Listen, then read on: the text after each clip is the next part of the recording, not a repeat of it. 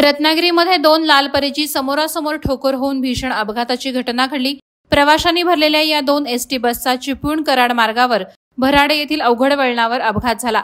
सुदैवाने या अपघातामध्ये कोणतीही जीवितहानी झाली नसून दोन प्रवासी जखमी झाल्याची प्राथमिक माहिती समोर येत आहे।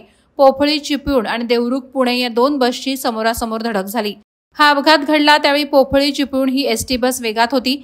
अपघातानंतर ही बस रस्त्याच्या कडेला टाकलेल्या खडीवरून स्लिप झाली।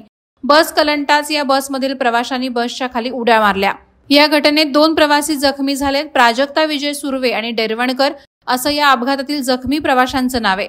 त्यांना उपचारासाठी रुग्णालयात दाखल करण्यात आले। यावेळी शिरगाव पोलीस घटनास्थळी दाखल झाले होते। त्यांनी मदत कार्य केलं आणि जखमींना तात्काळ रुग्णालयात हलवून वाहतूक सुरळीत केली। प्रणिता प्रकाश शिगवण, शिरगाव बाजारपेठ। काय आलं नेमकं?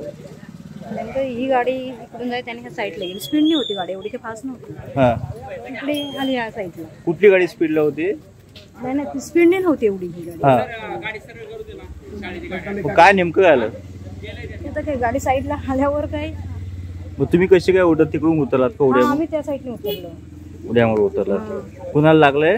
आपली प्राजक्ता विजय सुर्वे, त्या मुलीला इथे लागले थोडं म्हणजे फ्रॅक्चर झालं। आणि दुसरं कोणाला लागलंय? डेरवणकरांना चक्कर आली। कोण डेरवणकर आहे? त्यांना मला नाव नाही माहिती त्यांचं। मग दोघांना कुठे घेऊन गेलाय? चिपळूणला लाईफ केअर झाले का? तुमच्या तर जाण्याची व्यवस्था केली का? हो ठीक आहे, एसटी सोडतेत आता। ठीक आहे। वादळवारा लाईव्ह साठी न्यूज ब्युरो, रत्नागिरी। नवी मुंबई व रायगड जिल्ह्यातील ताज्या बातम्या आणि घडामोडींसाठी सबस्क्राईब करा वादळवारा लाईव्ह चॅनल आणि दाबा बेल आयकॉन।